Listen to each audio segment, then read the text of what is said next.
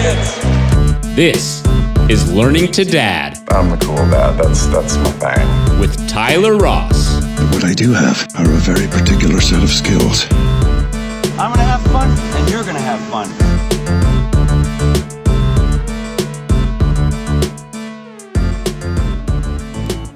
All right, hey there, this is Tyler Ross, Learning to Dad with Tyler Ross, and I'm here today with Dr. Brooke Miller, a friend for a long time. As we were just talking about, we met when I was in high school, which was 20 years ago. But you are a family medicine doctor in Luray in Little Washington, Virginia. Well, technically Washington, Virginia. We know it as Little Washington. You are a parent to 4 children. You have 3 grandchildren, I believe. 4 grandchildren. 4 grandchildren. Yeah. And on top of that, you have a long lineage of being a cattleman. Yeah. So thanks so much for being part of this today. Well, thank you, Tyler. I really appreciate this. Just your intro. I want to just give our viewers a little bit of history on Washington, Little Washington. I would love that because I need that history too.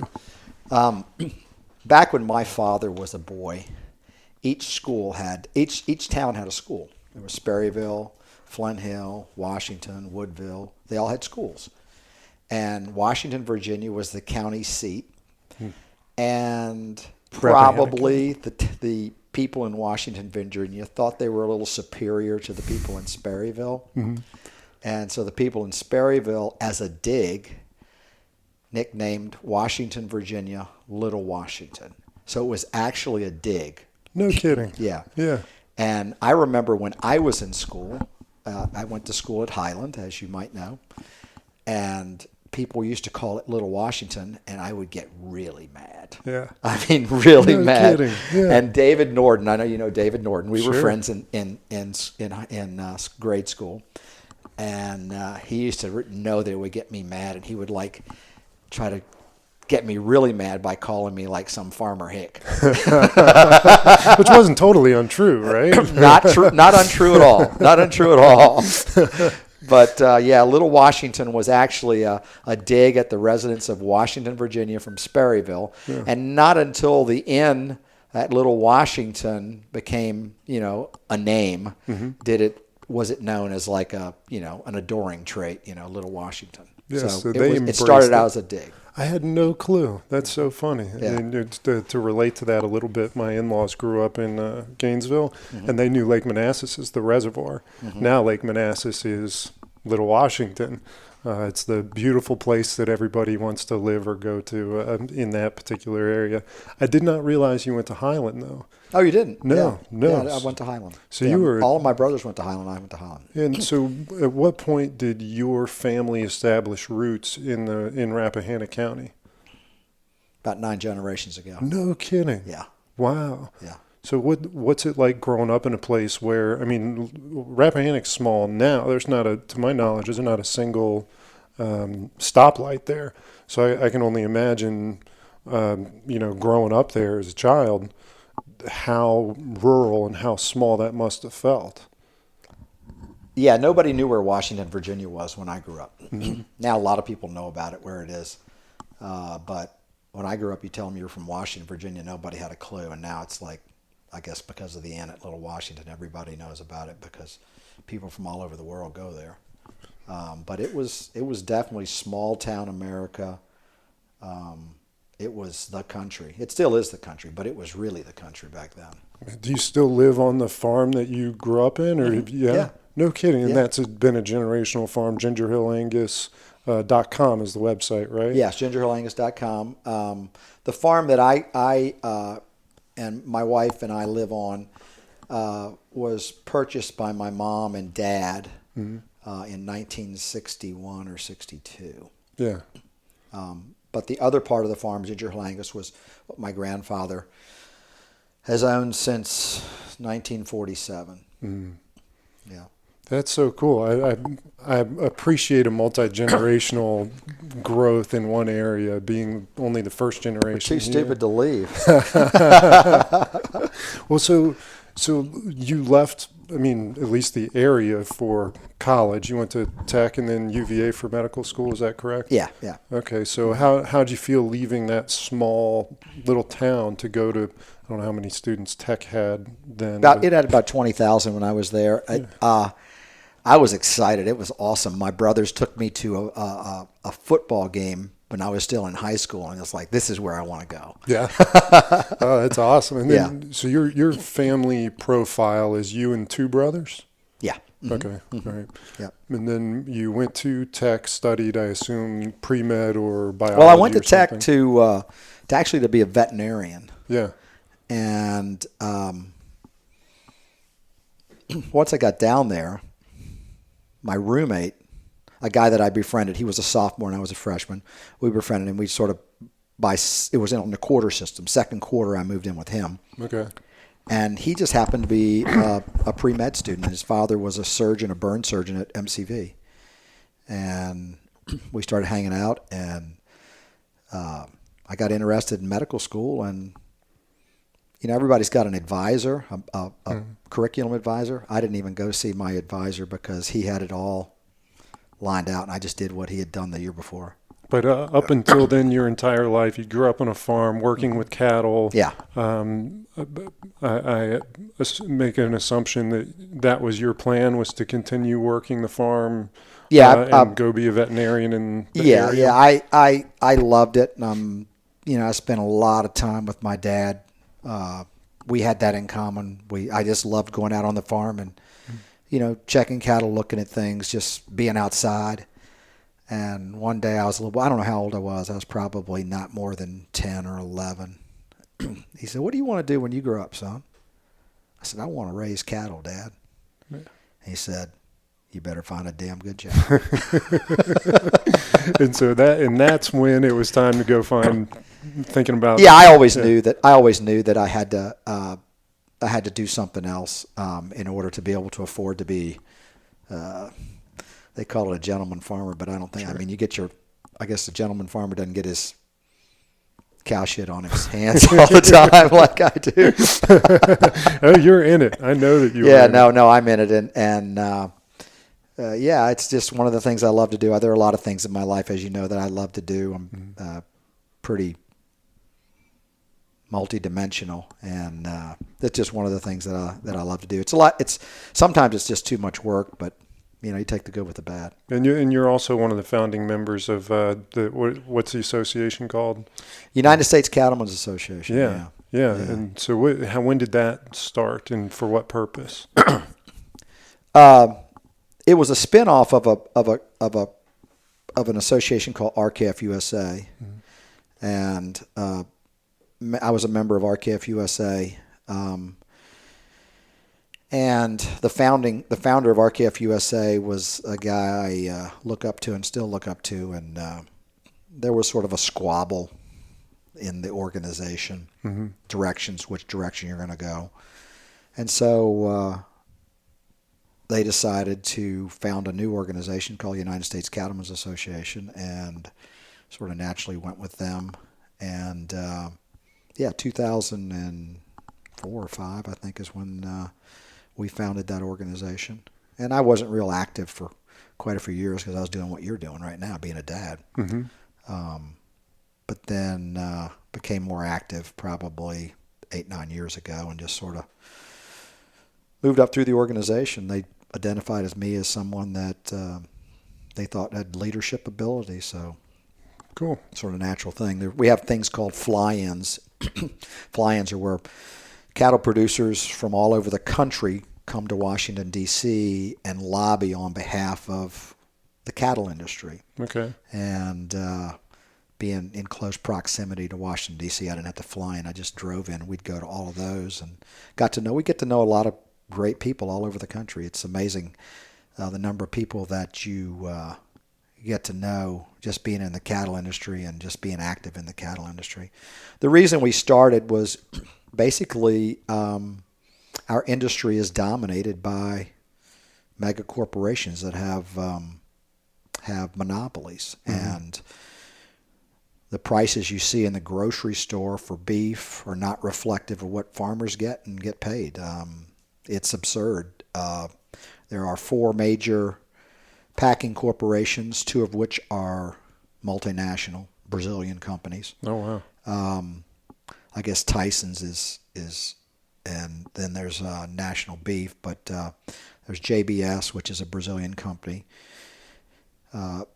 Manfred, which is a Brazilian company, and then Tyson and National. And 2 of those companies are owned by foreign countries, and they basically control the protein industry in the world. And, they control our food supply. They don't compete. Probably even subsidized. They have been subsidized. JBS, the owners and founders of JBS actually have spent some time in Brazilian prison for they got caught bribing the president of Brazil. Right. And they used a lot of government money to build their organization, and they basically rob in the United States. They rob wealth out of rural America. Yeah. Because rural America is so dependent on agriculture and the cattle industry. And when farmers or ranchers are making a profit, they reinvest it. They buy tractors, they build buildings, they buy, they hire labor, they expand their operation, they buy pickups. And when they're not doing that, they're just barely making it by. And that's what they've been doing for the last 15, 20 years. It's gotten really, really bad because those 4 companies control about 85% of the protein industry in the world. Wow. And they basically just don't compete against one another. There's no competition. It's really unsettling. Yeah, and unfortunately, our government sort of helped them do it because they thought, okay, we need cheap food, we need efficiency, and bigger is better and more efficient. And those big corporations have high-paid lobbyists, and they go in and they basically write laws for these congressmen who don't understand it, and they sell them a bill of goods. But since when COVID hit a year and a half ago, is it 2.5 ago? Yeah. Year and a half ago, we saw huge disruptions in the supply chain because these big mega corporation, these big plants were going offline because they had an outbreak in COVID. And we saw a huge disruption in the supply chain. And so what these big companies did was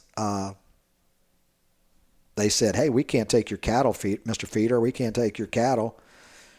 They knocked the price down even lower on the cattle that they were already stealing. And same thing for the consumers. So they said, hey, we don't have any beef, man. You saw beef prices go through the roof. So they were making $1,500 an animal, and they were slaughtering hundreds of thousands of animals a week. Yeah. And they're making $1,500 an animal. The profits were absolutely absurd. And the farmers and ranchers were getting screwed, and so were the consumers. So if you were to give a piece of advice to the average consumer, let's say above average consumer, not your McDonald's consumer, but your grocery store, prepare their own food at home consumer, what would you recommend that they do to support sustainable agriculture? Find a farmer and buy local. Buy local. Yeah. Buy local. Because, most farmers and ranchers have been on their ranches and farms for generations. They take great care of the land. We have a saying in agriculture that, we're ranchers, we're farmers and ranchers, we're the original environmentalists. So buy local. You'll support your community. You'll support the economy, the local economy of the community. And families instead of corporations. Yeah, exactly. Yeah. And if you do buy beef from the grocery store, demand where it comes from. Because right now there's so much deception in labeling of beef in the grocery store. They can label it product of the USA when it could be coming from anywhere. Yeah. Brazil, Canada, Mexico, Australia, South America. All they have to do to label it product USA is repackage it. So you recently did a podcast for anybody that wants to get more into the weeds on cattle and the cattle business. What was the name of that podcast? Angus Underground. Angus Underground. Yeah, and it's I think it was the second podcast that they produced. Yeah. Oh, wonderful. Yeah, it was fun to listen to, and I learned a lot. There's some jargon in there that was above my head, but it was fun to listen to because I'm interested in health and food and your commitment as a doctor to health and also as a cattleman. I'd be interested to hear your quick spin when you went very intensely with a carnivore diet for a period of time.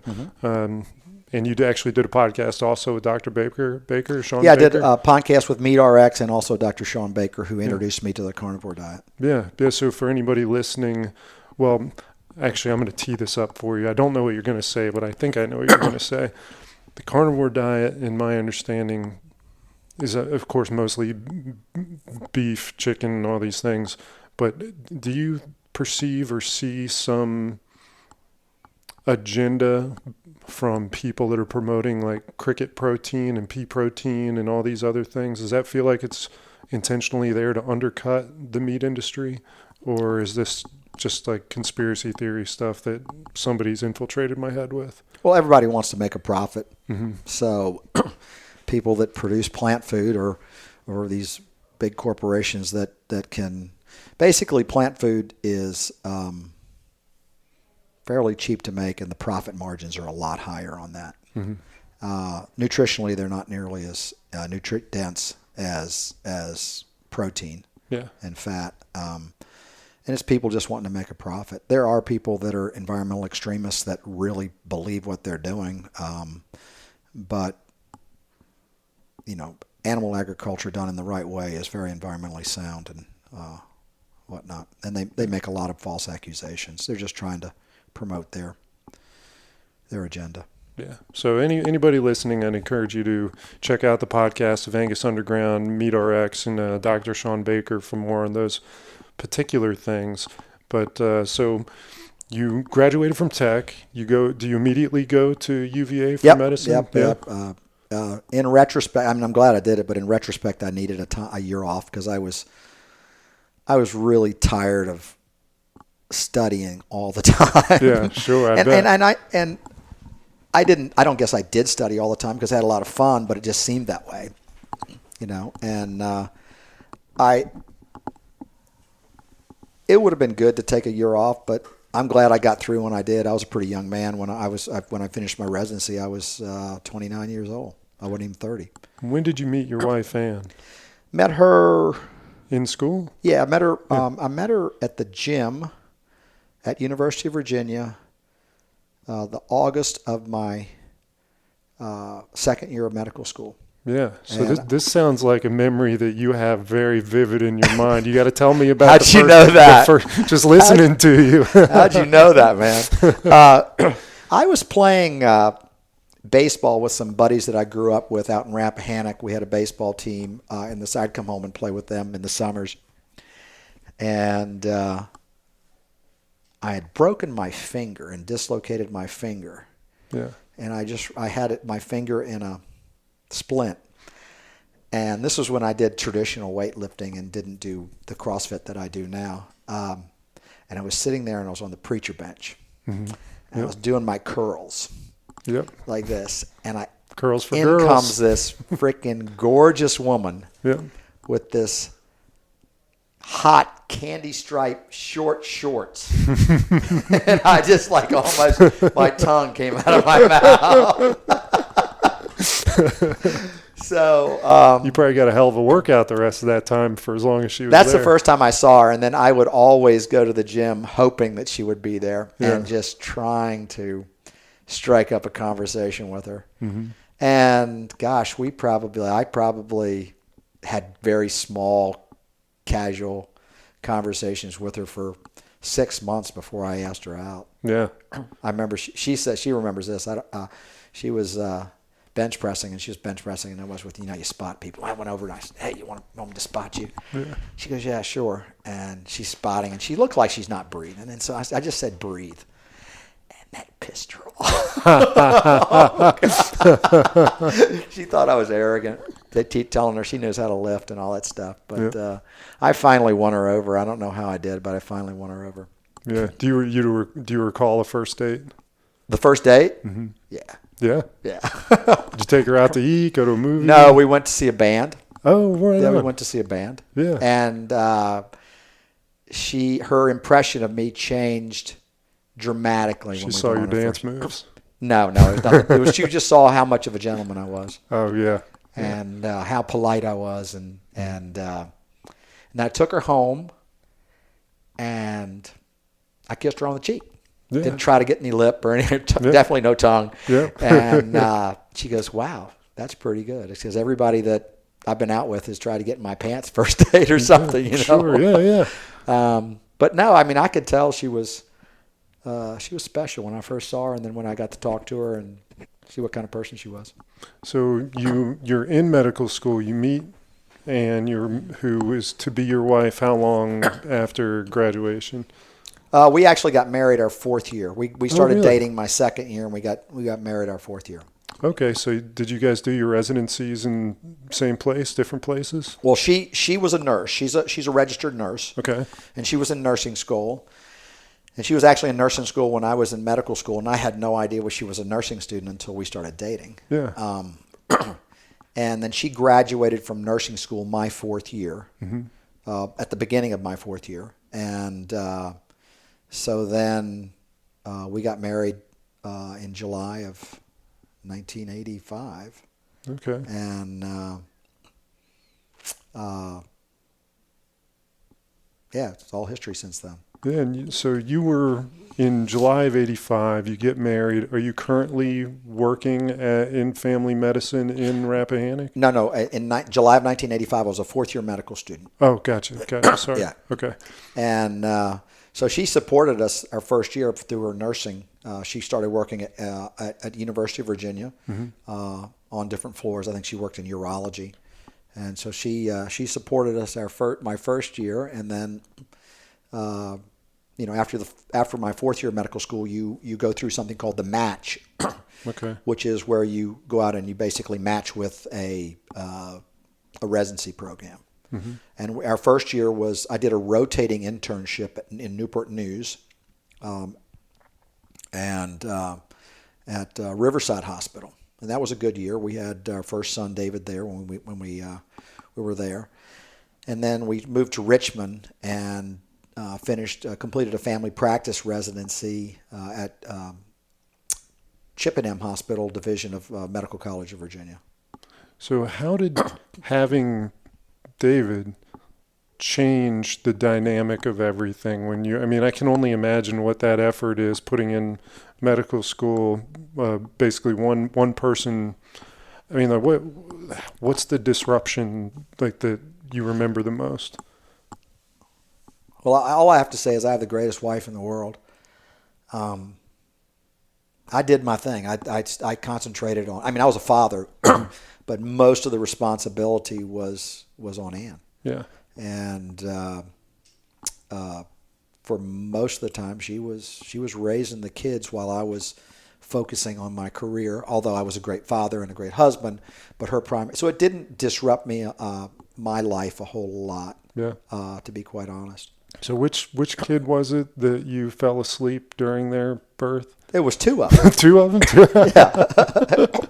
I understand you were on call all night. No. What happened was with David was I had taken all week off, on baby watch. Yeah.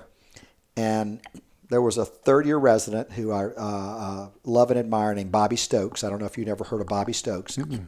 Bobby Stokes was actually friends with my wife, Ann, because his little brother, Ricky Stokes. You ever hear Ricky Stokes? No. Oh, wow. You're not very much of a University of Virginia basketball fan. No. Bobby Stokes was a player for University of Virginia. Okay. He was a point guard for him, and he during his freshman year, he had some big shots and beat University of North Carolina in the ACC tournament. And his little brother, Ricky, was in Ann's grade at Highland Springs High School in Richmond. So anyway, I always looked up to Bobby, and Bobby was 2 years ahead of me in medical school at University of Virginia, and he happened to be doing a family practice residency in Newport News at the same place I was doing it, and it was his bachelor party. Yeah, no kidding. Yeah, Bobby had a bachelor party. We had a bachelor party for Bobby, and we all went out to this bachelor party with Bobby, and I got hammered. Like you do at a bachelor party. I got hammered, and Bobby actually brought me home Yeah. to my apartment. And I walk in, and I'm inebriated, and Ann says, she's in labor. Yeah. It's And not good timing. I fell asleep. Yeah. And then finally, she labored through the night, and I was beside her all the time, just not awake. Yep. And just a little bit before daylight, she woke me up and said it was time to go to the hospital. So I did. I was not intoxicated at that point in time, and thank God, her mother came down from Richmond and was with her, and I went to the call room and went to sleep again. And then they called me about an hour before the baby was born, and I was in the, so yeah, I get a hard time about that. But then the next time we have a pregnancy, Amanda, Amanda, we were in Richmond, and I was, it was a full moon. I remember it was a full moon, late May. And I come home from being on call all night plus working there. So I've been up for 36 hours. Oh, yeah. Getting ready to go to sleep. We're getting ready to go to bed. Mm-hmm. And she looks at me and she says, I'm in labor. And you're sober. I'm sober, but I'm like punch drunk. Punch drunk, yep. And I'd been up for 36 hours. And so we go to the hospital, and again, I go to the call room and go to sleep. and her mother comes over. But I was there and present for the last two, 100%. Yeah. So what do you, being a doctor and going through medical school, like the physical nature of all of this, I'm sure was almost very, I don't know if boring is the right word, but very typical, not unusual at all. Like for me, seeing my kid's head crown out of my wife was like a moving, wild experience because I'd never seen anything like that. So like, what's your memory? Do you remember being moved or it feeling just kind of medical? When my children were born? Yeah. Oh, yeah. absolutely. Yeah. I mean, I delivered some children. I delivered a lot of children in medical school and also in residency. But I didn't deliver my own children. Yeah. Yeah. I was not going to do that. I would have been too nervous. No, it was amazing. Yeah. Absolutely amazing. Yeah. So, did they let Dad? Yeah, cut the Dad cord cut and the all cord. that? Dad cut the cord. Yeah, that was. Yeah. I think that was just coming in vogue when I was a new dad. Yeah. So how you're at this point? Are you back at well, of course you had David and then Amanda a couple years later, and you're living back at the farm, and are you practicing medicine at this point? In 1989, I finished my family practice residency at MCV, and we moved back to the farm. And I interviewed several places around here. I actually interviewed with Steve Von Elton. Yeah. But at that point in time, I wanted to do emergency medicine because I'd done a lot of moonlighting. And in retrospect, I would love to have made that different decision and gone in with Steve because he's a great guy. And they have a great practice. But I ended up doing emergency medicine in Culpeper, where we do 12 and 24-hour shifts. Culpeper at that point in time was a small enough hospital where you could do a 24-hour shift and get a couple hours sleep every night. But then we ended up going 12 because it got a lot busier. We were there for a couple of years, and Ella was born in 1991. She was born during a blizzard. I remember that blizzard. Yeah, lived in Amosville at the time. Yeah, Dr. Myers was her. It was Myers and Young were together here in Warrenton, and they were together. And she actually was Dr. Young's patient, but Dr. Myers was on call that day, and there was a blizzard, and he said, "You want to have the baby today?" And she said, "Yeah." So she was induced, and Ella was induced, and I was there, thank goodness. And then Henry was born 2 years later during a drought. Dr. Bell delivered Henry. And actually, it's interesting because Dr. Bell delivered Ella's first child, too. Is that right? Yeah. Delivered Catherine. Delivered Catherine. Yeah. Bell and Myers delivered my kids also. Oh, did they? Yeah. Yeah, we both think they're awesome. Great. Yeah. Ann had a particular connection with Dr. Myers. I think he's just recently recently retired, but we hold him in high esteem. Yeah, and Dr. Bell moved from Fauquier up to Haymarket, I believe. Yeah, yeah. When my granddaughter was born, I was obviously there, and Dr. Bell had come in, and I can't believe those guys are spending the night in the hospital still. It's just like at that age, that would be like, I do not want to do that. Spend nights in the hospital. Oh my gosh. Yeah. Yeah, but not to mention having their own families as well. Yeah. So how did having kids impact your life the most? Like in terms of not like emotionally, but like practically. Guys grounded me, I'm sure. Yeah. Yeah, I was pretty much a party boy growing up, and marrying my wife was definitely a positive in my life as far as my life direction. But I still was a party boy. But when I got the kids, it's like, okay, now it's serious. You gotta be a good role model, because so many kids see what their parents do. Yeah.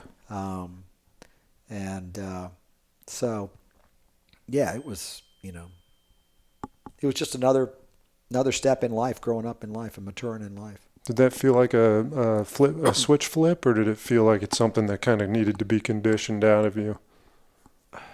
I can't remember. Yeah. I don't really remember. But how was it with you?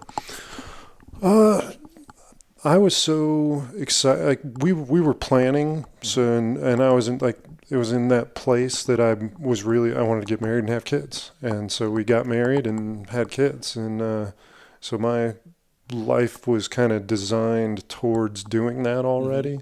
So I'd gotten my partying out of the way up until when Sarah and I were together. We had a lot of fun partying, and then we got married, and then suddenly we kind of grew up at that point. I think it was the same thing with us. I never thought that I thought at some point in time I'd get married, but when I saw Ann and started going out with her, I knew she was the one. It's like, I remember we were at the wedding, and everybody saying, "Are you nervous? Are you nervous?" I said, "I'm nervous. She might not show up. That's the only thing I'm nervous about." She did. 4 kids. Yeah. So, she's an awesome mother. She gets a Mother of the Year award. She still takes care of me, 100% of the time. Yeah, and now she's got to take care of you, 4 kids, and 4 grandchildren now as well. Yeah, she's got. We've got Ella and Matt's little girl home with us this weekend because they went to New Orleans, and she's a handful, but we love every bit of her. And so, what's the most distinct difference between raising kids that age and being a grandfather to kids that age? Well, I remember when my kids were that age, it's like you want them to be perfect. Mm-hmm. You want do everything perfect. Yeah. And everything you did when you were at that age, you remember it as perfect, but I'm sure it was anything but. So I was a perfectionist with my kids, and I wanted them to be the best they could be at everything they ever did. Mm-hmm. And and with your grandkids, you just want to play with them and have fun. Yeah. And I wish I was a little bit more like that with my kids, because I was involved in their life tremendously, but I probably was a little overbearing at times. Did they have some bounce back with you or pushback when you were putting the? I don't know. The boys know. Mm-hmm. The girls, once they hit 15 or 16, Dad didn't know anything. Yeah. And I was probably hard. I was probably more involved with them for some reason. Just naturally, I was not in their high school years. I was not coaching either one of my sons. Mm-hmm. But in the high school years, I was involved in coaching my daughters, and so that probably had something to do with it. I pushed them a lot. I pushed them really hard, and it wasn't until they went to college, then came back that they say, "Hey, Dad's not so bad after all." Yeah. No, I'm being introduced to that world now, coaching my kid, and my dad was, of course, my coach in a lot of sports, and it was the best thing and one of the worst things at the same time. Absolutely. So do you have any advice for me and anyone else in my position in terms of coaching my kids? So that well, there's one thing that stands out in my mind that did me a world of good. I was coaching my son David. I was in Little League. I coached all of them. Before I was talking about in high school, but in Little League, I was coaching David's baseball team, and I was one intense dude. Yeah. I mean, you've been around me. You know how intense I am. Sure.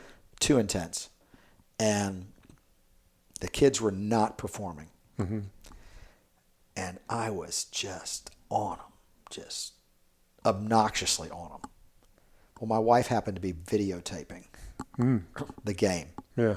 And we went home and watched the videotape, and I was literally embarrassed at my behavior. Wow. Yeah. It's like, you got to be kidding, man. These are little kids. Why are you? You know, they couldn't. I was so intense on them that they couldn't relax and play the sport. And I realized that. So, you know, give them instruction. Don't take it personal when they don't do everything just like you taught them or like you tried to teach them. Try to let them have fun. They'll play a lot better that way. Yeah. Yeah. So how do you think you can keep a kid coachable, like so that they'll listen to other coaches?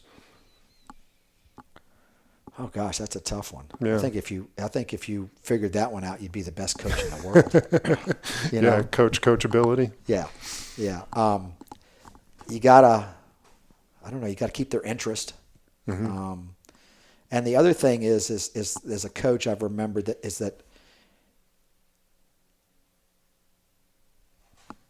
doing it rather than telling them how to do it. In other words, get them to practice over and over and over the proper way to do something, as opposed to just telling them. Nobody's, Showing. Yeah, showing and letting them practice that. What's a skill that you particularly enjoyed passing on? Or teaching? As far as coaching? Anything really. Could be writing, coaching, swinging, whatever, birthing calves, anything that. Everything. I'm just a natural born coach and a teacher. I just everything that I'm interested in and passionate in, I try to pass it on to anybody that's interested. To be quite honest, anybody that's interested, whether it's my kids, friends, people that that want to learn about this or that. I'm just, medical students, nurse practitioner students. I like teaching. I really do. You a good student? Oh yeah. Yeah. Yeah. Anxious for information and. Yeah. Yeah. I was a good student in everything, whether it be sports or academics. I would watch the best of the best on TV and then go out and try to emulate them. I'm sure you were that kind of guy. Absolutely. Try to emulate somebody and do something like that they do. Yeah, yeah. So now that your kids are grown, how do you feel your role as a dad has changed from raising kids to having adult children? Well, first of all, my kids teach me stuff all the time. Yeah. And so it's a two-way street now. And growing up, the kids taught me a lot of stuff, how they acted, handled themselves. So it's more of a two-way street now. And if I have something that I see that's going on that I want them to know, you just have to be a little more subtle about it.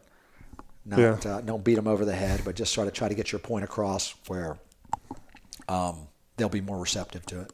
Okay, well, this goes back a little bit to the sports and your kids and everything, but I've been instructed to ask about the going to the car speech after a softball game. Who told you about that? I might have done a little inquiries with your kids.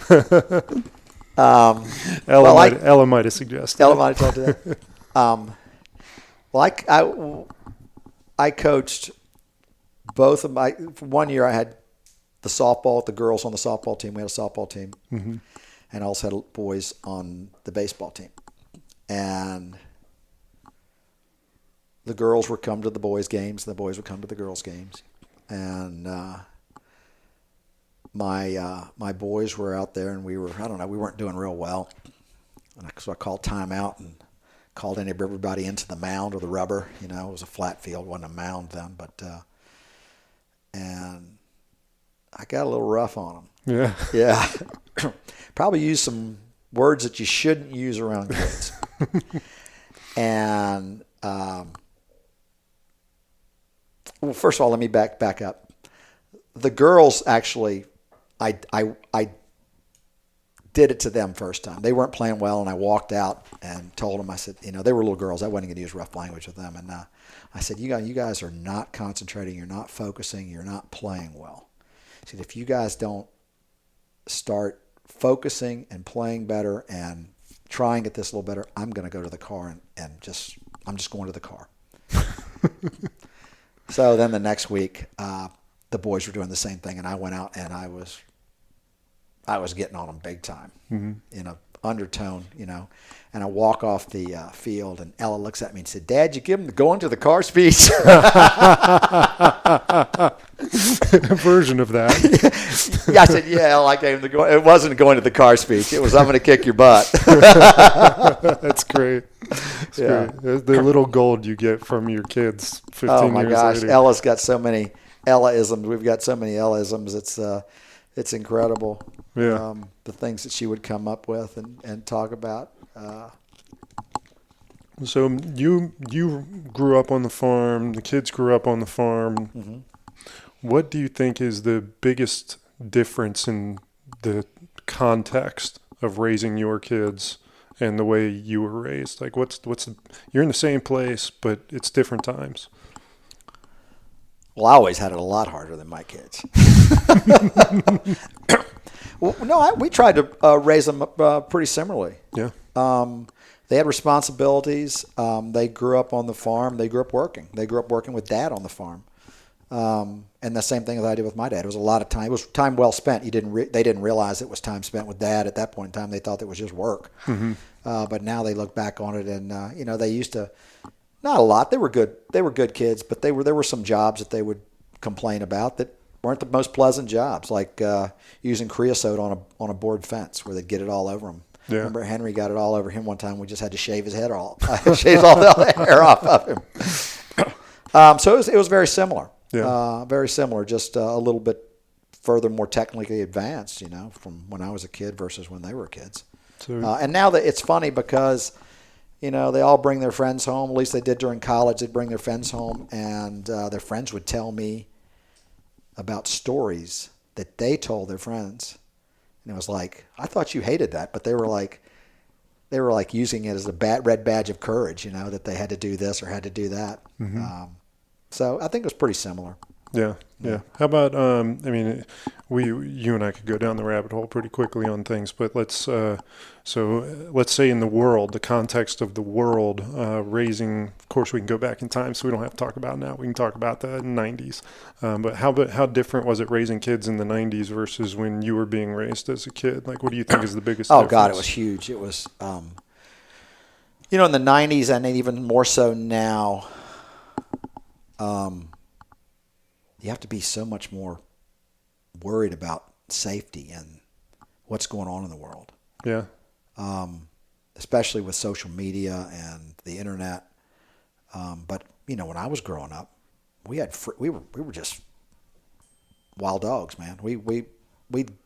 My dad we'd go out and we had to make our own entertainment. Yeah. And we'd have our bikes and we'd go out into town and we'd meet our friends. And this was actually Washington, Virginia was actually a residential town. Now it's more of a tourist town. Mm-hmm.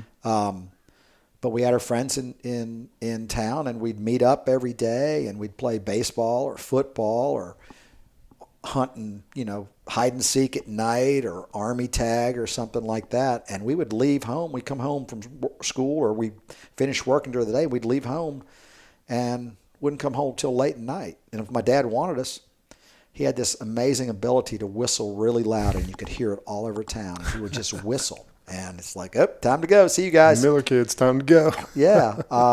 Whereas my kids, I knew where they were all the time. Yeah.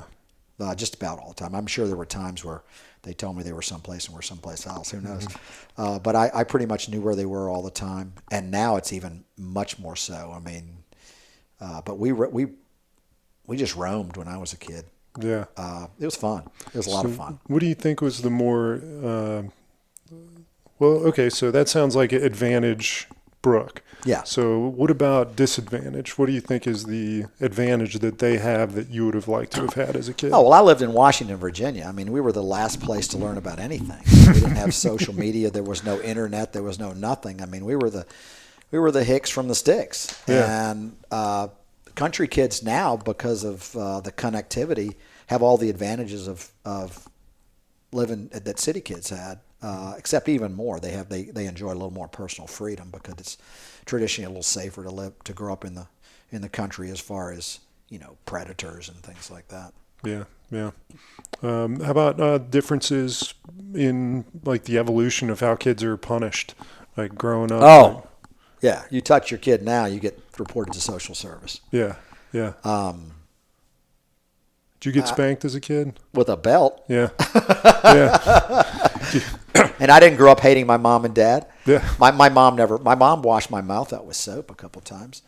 But my dad, he was the disciplinarian. Yeah. But I might have spanked my kids once or twice, maybe, but I felt bad doing it. I couldn't do that. Yeah.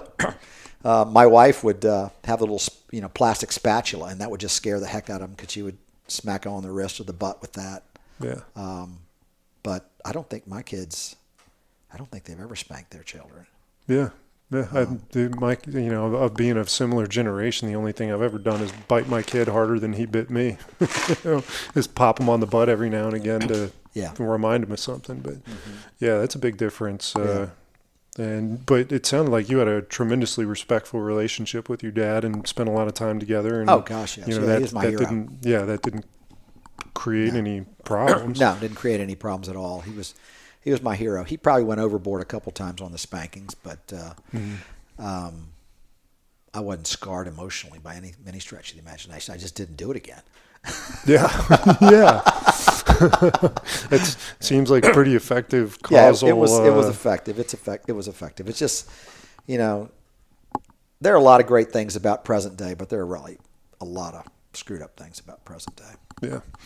So looking back, what are some of the milestones you remember for your kids? Milestones for my children. Obviously, when they started walking. Yeah. When they started talking. You remember any first words? Any what? Any of their first words? No, I don't. Yeah, Sorry. I don't remember. Do you remember first words of your children? I don't. No. Well, it's probably like mama, daddy. Yeah. I have more vivid memories of like a couple weeks ago I referred to something as being particularly difficult in my own expressive way, and my daughter said, "Yeah, that is fucking hard." Those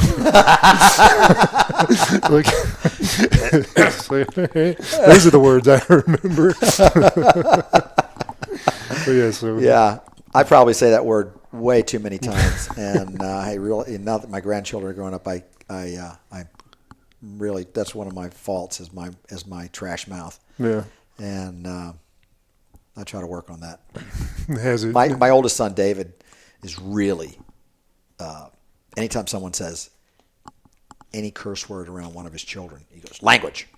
Yeah. It's like, yeah, you're right. I need to watch my language. Yeah, they hear everything. Yeah. Absolutely. Yeah. So anything else that kind of jumps into your head in graduation or wedding? My gosh, you've walked two daughters down the aisle. Well, the particularly emotion times for me was when each one of them went to school for the first time. They're out of the house, went to school and then it was when they went to college. And then, weddings. Those are the three big milestones. When they first went to school, when they went to college, and when they got married. Yeah. So how's the transition? I mean, you meet your wife, you're married, and you're together for a couple of years before you start having kids, and then you go 30 years of having at least one kid in the house, and now empty nest. Like, what's that transition like back to not having a house full of rowdy country hicks? It was gradual because, we had 4. Yeah. And then we had 3. Then we had 2. Then we had 1. Then we had none. Yeah. So it was sort of a gradual thing. It wasn't like you had one child, then all of a sudden you didn't have any children. So it was sort of a gradual thing. But they still come back, and we never have a completely empty house, hardly. Yeah. Ever have That's a completely awesome. empty house. So, do you still feel like a dad? Absolutely. Yeah. Yeah. I think I'll forever be their dad. Yeah. Yeah. How about what do the grandkids call you? Papa. Papa. So what's it like being a papa? It's awesome. Yeah. It's awesome. Yeah. What are you excited to teach those kids? Oh, gosh. Everything I can, Sports, morality. Mm-hmm. Just, I think they learn that. I learned so much from my father just by watching and observing, and I think they learn a lot from that, just watching and observing, being a good citizen, a good person, someone who helps others, gets joy out of helping others, that kind of stuff. And they pick it up. I mean, the things that I learned from my dad are innumerable. But the biggest thing, he was a public figure. He was chairman of the board of supervisors in Rappahannock County. When he was 29. No kidding. Yeah. Wow.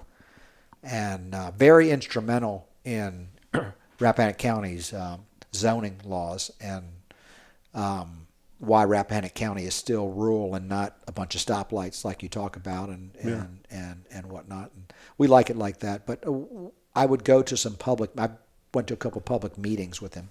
And, if you're in a public servant, if you're a elected official, you catch a lot of grief. Oh, yeah. And I would just remember at meetings, some people, not everybody, but some people would just literally attack him. Yeah. And wow. Yeah, and he would just always keep his cool, and he would never respond with anger or attack someone personally, but he would just stick to basically the facts, and that was profound. I think not reacting, but responding rationally. Yeah, that requires a certain. I'm going to load it because I want to get to the word resilience, but requires a certain level of comfort with yourself, which I think is a product of being resilient. Yeah. So how important do you think it is for, how do you think you can teach resilience? It's a process, Everybody's going to fall. Everybody's going to fall. It's just you get back up. It's just a process. I think you do it by example. And then, when you need to tell, if you want someone you're trying to teach, you talk to them about it in a rational manner. But I think it's mainly people learn most of the stuff they learn by observation. And I just think that being a good example, they'll observe it a lot. Yeah, being the example. So what's an example that you're proud to, like a particular characteristic or trait that you're proud to have to be the example for? I'm an independent thinker. Yeah, awesome. I don't take. Someone says they don't like this person. That doesn't affect my opinion of that person. I let my personal interaction with that person form my opinion, and it's just like science. I mean, everybody's talking. Nowadays everything's crazy as far as science. They use follow the science all the time, and they're really not following the science. And just being able to think independently and form your own opinion on analyzing a situation, as opposed to just taking what most people are saying. Yeah, that's awesome. Yeah. So and that's another thing that I observed from my father. He was an independent thinker, and you got to have self-confidence in your own abilities and your own mindset and your own ability to analyze the situation, because it's a heck of a lot easier to be wrong if everybody else is wrong with you. Right. But if everybody else is thinking one way and you're thinking someone else, and you're thinking, what happens if I'm wrong? If I'm wrong, I'm the only person wrong. And it takes someone with a lot of self-confidence and self-respect to be willing to take an opinion or take a position that they truly believe in that everybody else doesn't believe in. Mm-hmm. Yeah. That's particularly a poignant thing to say given the the days these days. I want to jump into some kind of rapid fire questions as we near almost an hour. Mm-hmm. The first one is, how do you think your kids would describe you?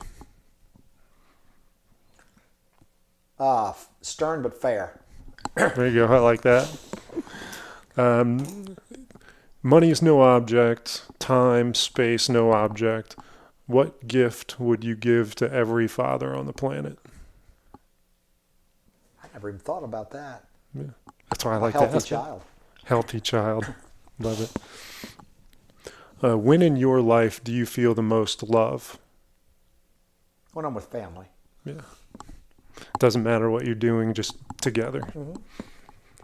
Mm-hmm. What are 3 characteristics that a super dad has to have? Patience. Mm-hmm. Time. Mm-hmm. Patience, time. Oh, gosh. You help me out on this one. I mean, 3, limiting it to 3 is difficult, but Patience, time, and willingness to put your child's needs above your own. yeah, I think that's the big selflessness. Yeah, selflessness. Yeah. Yeah. I was going to go enthusiasm, but selflessness I like Yeah. better. All right, so the billboard question. You're on 211, 29, 66, going 100 miles an hour. You got a billboard. You got to deliver a message, a piece of advice to every dad that goes by that just has to crank his neck to check out what it says quickly. So what's that little piece of advice that you would fit on that billboard? Be a good example. Perfect. Is there a TV dad or a fictional dad that you like? Who was the guy that had My Three Sons? Oh my gosh, I don't know. Bill McMurray, or Ed McMurray, or something like that. Yeah, that's the guy, it. the father and My Three Sons. That was probably a little before your time. It was. I don't know it. All right. And then this will be our last question. So thank you again for being here. I had a lot of fun talking with you, and I'm excited to share this. I think a lot of people get a lot out of it. Okay.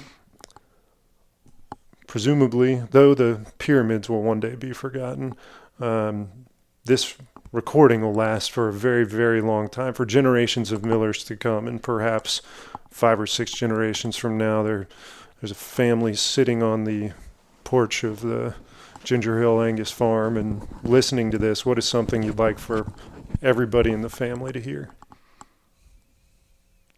Gosh, you put it that way. I don't know. I mean, you really put me on the spot there with, potentially my great-great-great-grandchildren listening to. Mm-hmm. Rephrase that question. So generations of Millers, Mm-hmm. something from you to them on anything. Have a purpose in life. Yeah. Yeah, everybody needs a purpose. If you lose your purpose, have a purpose in life. I like that. And the other thing is everybody wants to find happiness. And the best way to be happy is to do something good for somebody else. Mm-hmm. That's the way I've found. I get a lot more happiness by giving than I do by receiving. That's for sure. That seems like a wonderful way to advance humanity. Yeah, it is. I mean, if everybody felt that way, it'd be a lot greater world. I mean, I enjoy nice things and whatnot, but I think everybody, if you do something good for somebody and you see what it does for them, I think what you get out of it is equal or better than what you do when you give somebody, than the person that gets it. I mean, their response so often is awesome. Yeah. Yeah, and that's one of the good things about being a doctor. Yeah. Is when I first was a doctor, when I first got out of medical school and residency, I sort of took it for granted. Mm-hmm. And now that I've had these patients for 20, 30 years, they really put you up on a pedestal, and they trust you. Yeah. I do what my doctor tells me. I've heard many a time. Yeah, well, they trust you. And that's one of the things that's made this pandemic so difficult for me, because sometimes I say things that to my patients and give them opinions that aren't always what the mainstream narrative is. Mm-hmm. But I can't lie to them. I mean, they trust me. I can't say what somebody else wants me to say. I have to say what I truly believe in my heart. So, yeah, that's pretty. The burden of being an independent thinker with purpose. Yeah, it is. It is Mm-hmm. it is a burden. I mean, you could just you just go along with everybody, go along and get along.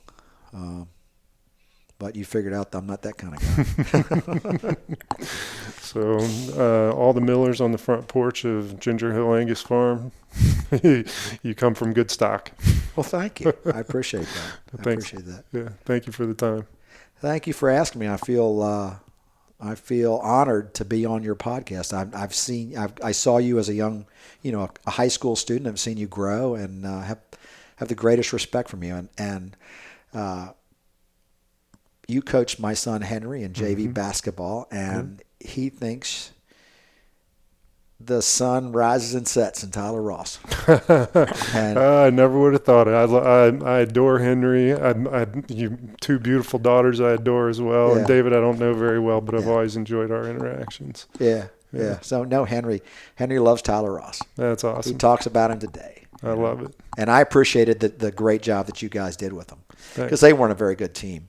No, they weren't at all. And you were a good coach, and I thanks. thought you did a great job. Yeah, thank you. I think it was you, and was it Reynolds? It was me. I think it was me and Reynolds. Yeah. And was there another person too? Mm-hmm. Wasn't there a third person? I'm going to feel whoever it is, I hope they don't listen to this and hear the recording of it. Yeah. Okay. All right. No, you guys did a great job, because they were young and not early maturing kids, and no, Henry loved it. So I appreciate it. I have the ultimate respect for you. Thank you. Yeah. And I know you're going to be a great dad. I know you're probably already still a great dad. Talking to people like you to be better every day. Thank you.